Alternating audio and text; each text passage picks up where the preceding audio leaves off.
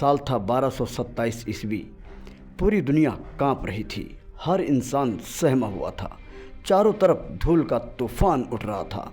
तेज रफ्तार में दौड़ते घोड़ों के टापों से धरती थर्रा रही थी। एक अकेला नाम पूरे विश्व की ताकत को छिन्न भिन्न करके उसे घुटनों पर ला चुका था। वो जहाँ से गुजरता लाशों की ढेर लग जाती थी। इंसान तो इंसान है, जानवर तक अपनी जान की रक्षा के लिए छिप जाते थे। ये भयावह योद्धा कोई और नहीं, इतिहास का सबसे बड़ा दरिंदा चंगेज़ खान था, जो मंगोल साम्राज्य का संस्थापक था। चंगेज़ खान ने 40 बड़े युद्ध लड़े, जिसमें इस दरिंदे ने खून से धरती का सीना लाल कर दिया था। करोड़ों लोगों की निर्मम हत्या की। वो अपने मंगोल साम्राज्य को 9 करोड़ वर्ग किलोमीटर से भी ज़्यादा क्षेत्र में फैला चुका था। इस तरह चंगेज़ खान पृथ्वी की 16% आबादी को अपने अधीन कर लिया था।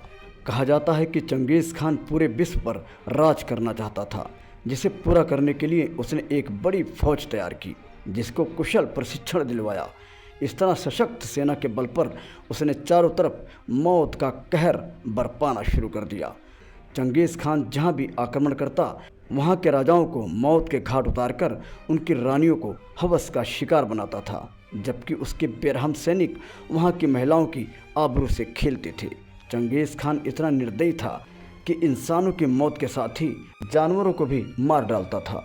इंसानों का सर काटकर उनकी खोपड़ियों का वो ढेर लगा देता था। तो दोस्तों, ले चलते हैं चंगेज़ खान की उस कहानी की तरफ, जिसे जानकर आपके रोंगटे खड़े हो जाएंगे। दोस्तों, 1162 ईस्वी को जब मंगोलिया की एक सर्द सुबह को वहाँ के बैकाल झील के पास स्थित बर्फीली पहाड़ियों पर जमी हुई बर्फ़ से लोग कपकपा रहे थे, तभी वहाँ एक बच्चे का जन्म हुआ, जिसके दाहिने हथेली पर उभरा हुआ खून का धब्बा था। इस धब्बे के 2 दिव्य संकेत मिलते थे। या तो ये बच्चा बड़ा होकर दुनिया को बचाएगा, या फिर दुनिया को तबाह कर देगा। बहरहाल बच्चे का नाम तेमुजिन रखा गया। तेमुजिन के पिता का नाम यसुगई था, जो मंगोल कबीले के बहादुर सरदार थे।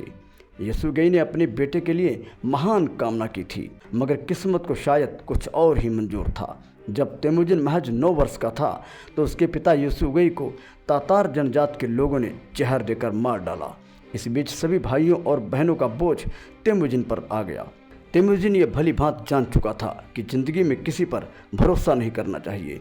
पिता की हत्या ने उसे फूल से अंगार बना दिया। वो बदले की आग में इस कदर जलने लगा कि पूरी दुनिया को तबाह कर देना चाहता था। इसके लिए उसे बहादुर फौज की ज़रूरत थी। उसने धीरे धीरे बहादुर साथियों की एक टीम बनाई, जो आगे चलकर बड़ी फौज में तब्दील हो गई।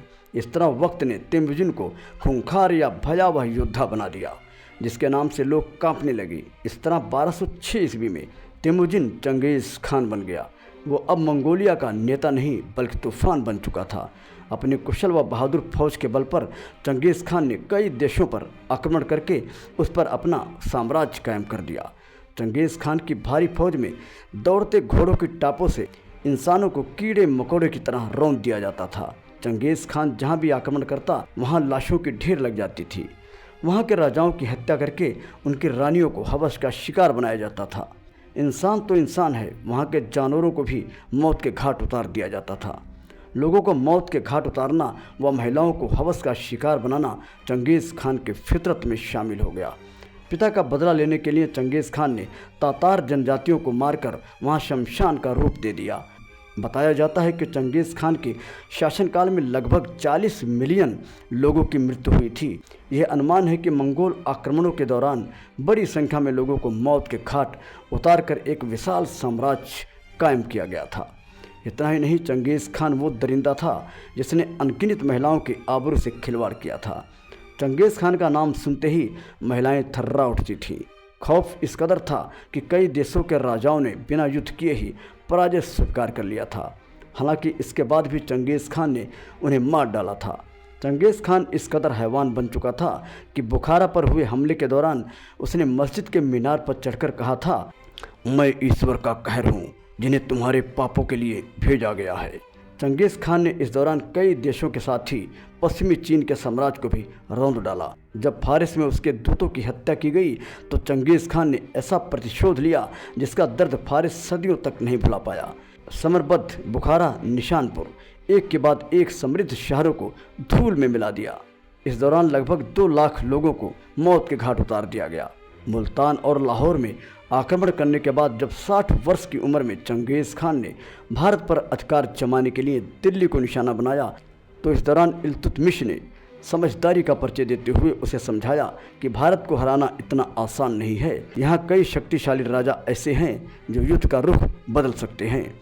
चंगेज़ खान को शायद ये बात समझ में आ गई कि भारत को जीतना आसान नहीं है, इसलिए उसने भारत से दूरी बना ली। दोस्तों, पूरी दुनिया में कहर बरपाने वाले चंगेज़ खान की 1227 ईस्वी में जब मौत हो गई, तब जाकर दुनिया ने चैन की सांस ली। तो दोस्तों, आज के वीडियो में बस इतना। फिर मिलेंगे नई वीडियो में नई कहानी के साथ। अगर आप भी चाहते हैं हमारी हर खबर आप तक पहुंचे, तो चैनल को सब्सक्राइब करके बेल आइकन दबा लें, ताकि आने वाला हर अपडेट आपको मिलता रहे।